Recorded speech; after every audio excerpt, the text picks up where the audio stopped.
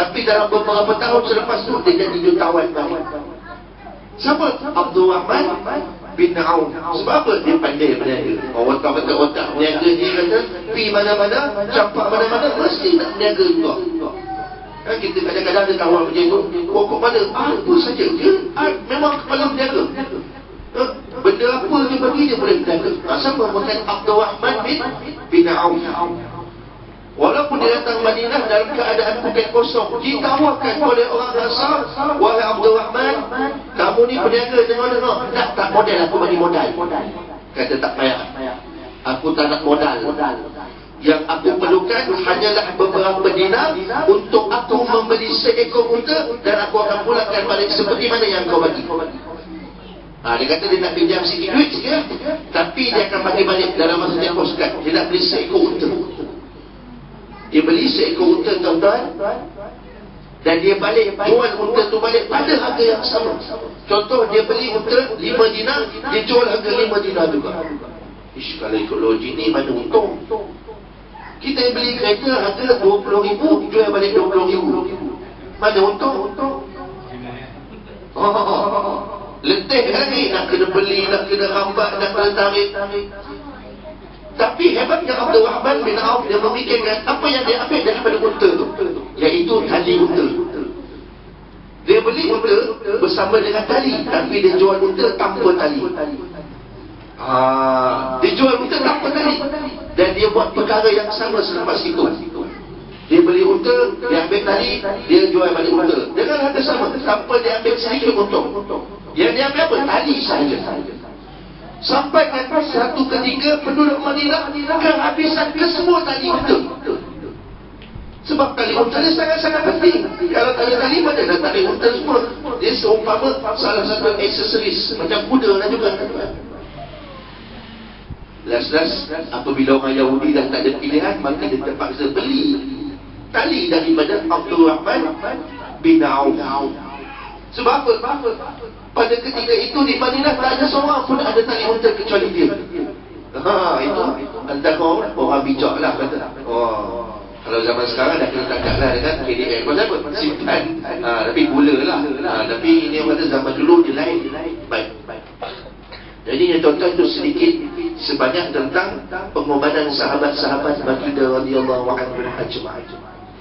Dan kalau kita tengok di antara pengorbanan besar juga, iaitu Sayyidina Abu Bakar As-Siddiq, orang yang menaman baginda sallallahu alaihi wasallam.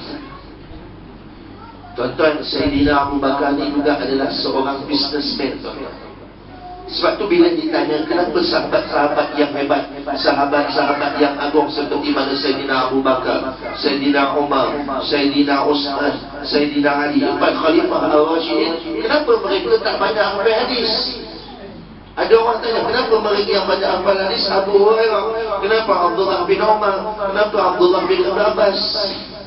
Kerana apa? Kerana empat sahabat ini dilatih untuk menjadi pemimpin, dan mereka kadang-kadang sibuk dengan perniagaan mereka. Mereka ada perniagaan, mereka ada kerja. Jadi Sayyidina Abu Bakar ni, tuan-tuan, apabila ditanya oleh baginda sallallahu alaihi wasallam, waktu baginda dia keluar daripada rumah malam-malam dan berhijrah tu, dia berjumpa dengan siapa dulu? Jumpa dengan Sayyidina Abu Bakar. Dia berjumpa Sayyidina Abu Bakar, wahai Abu Bakar, kamu dah siap semua segala yang aku pesan? Nabi dah pesan pada tengah hari itu, tuan-tuan. Dia pesan, dia jumpa malam tu, dan dikatakan Sayyidina Abu Bakar telah bersedia dengan 2 ekor unta dan beberapa samanya, dikatakan beberapa ribu dinar untuk menjadi belanja dalam perjalanan. Maka Nabi tanya kepada Sayyidina Abu Bakar, wahai Abu Bakar, apakah yang kamu tinggalkan untuk anak dan keluarga kamu? Wahai Rasulullah, aku tak tinggalkan apa-apa kepada keluargaku. Yang hanya aku tinggal adalah Allah dan Rasul. Aku hanya meninggalkan Allah dan Rasul kepada keluargaku. Dia tinggalkan segala, dia bawa segala harta, dia bawa segala apa? Untuk apa? Atas arahan Allah. Walaupun terpaksa meninggalkan keluarga, walaupun terpaksa mengorbankan harta. Dia kata hijrah. Kalau kita kadang-kadang tak sanggup meninggalkan harta. Makanya tuan-tuan, hijrah ini sebenarnya memang satu pengorbanan. Walaupun mungkin hijrah makaniah, kita berhijrah daripada tempat ke tempat, tetapi adanya hijrah maknawiyah. Makanya hijrah itu tuan-tuan, boleh juga kita menganggapkan hijrah kepada pengampunan Allah Subhanahu wa ta'ala. Bagaimana kita menghijrahkan diri daripada hamba Allah yang mungkin dulu kita lalai, yang mungkin dulu kita leka tuan-tuan, yang mungkin dulu kita kurang memberikan ketaatan kepada Allah, maka kita sepatutnya menghijrahkan diri kita kepada apa? Kepada yang lebih baik. Dalam masa mulanya, hijrah itu menjadi hamba Allah yang lebih baik. Macam juga kalau kita meletakkan azam pada tahun baru, masuk bulan Januari, 1 Januari kita kata, oh mana azam baru. Itu orang kata tahun Al-Masih. Yang kita bicara ni tahun Hijri. Cuma dia menjadi satu kesilapan, menjadi satu kelemahan kita. Di saat apa? Di saat kita mengambil bekal akan kalender Masih, sehingga kadang-kadang kita terlupa kalender Hijri. Kita kena sebenarnya ambil tahu. Sebab apa? Di situ akan ada yang pertama, sejarah-sejarah penting. Contoh bulan Muharram, apa sejarahnya, apa kenapa Rasulullah kena banyakkan beribadah, kena banyakkan berpuasa, bulan Rejabnya, bulan Safar, bulan Rabiul Awal, bulan kelahiran Nabi. Cuba kita kena tahu. Malah kalau kita tengok di dalam Islam ni tuan-tuan, kalau mengikut balik lelaki balik perempuan, kokok mana dia akan dengarkan umur 15 tahun Qamariyah. 15 tahun Qamariyah maksudnya cukup bulan.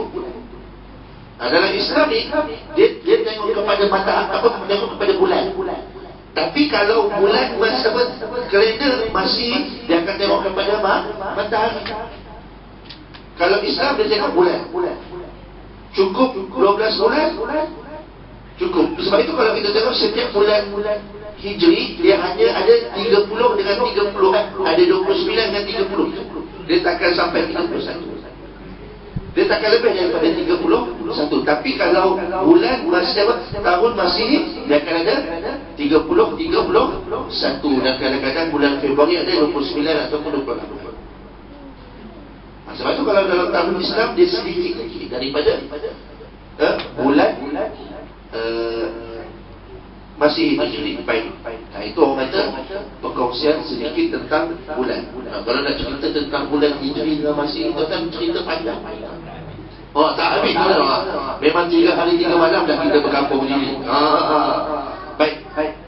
Jadi itu sedikit tentang perkongsian tentang hijrah baginda sallallahu alaihi wasallam. Berdasarkan firman Allah Subhanahu wa taala di dalam surah An-Nisa, Allah Subhanahu wa taala berfirman di dalam Al-Quran, kalau tuan-tuan cari perkataan hijrah itu ada 28 kali Allah ulang. Dan hijrah itu memang satu tuntutan juga untuk kita. Sebab kita ni tuan-tuan adalah seorang manusia yang diciptakan oleh Allah untuk sentiasa berhijrah. Malah kita tidak akan menetap pada satu-satu tempat kecuali pada tempat yang itu nama tempatnya akhirat. Wa imma syurga al-jannah wa imma an-nar wal iyaz billah. Sebab itu kita sebenarnya tidak diciptakan untuk hidup di alam dunia. Kita diciptakan untuk balik semula asal di tempat kita, iaitu akhirat. Dunia ni kita datang untuk singgah saja tuan-tuan.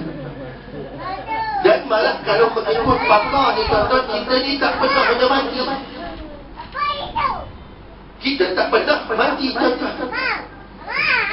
Kalau kita memaham sekali sebut kematian tuan-tuan, iaitu roh kita terpisah daripada jasad, betul tak? Tapi kita tak mati, roh kita masih hidup. Tetapi roh kita lah yang terpisah daripada jasad. Sebab itu kalau kita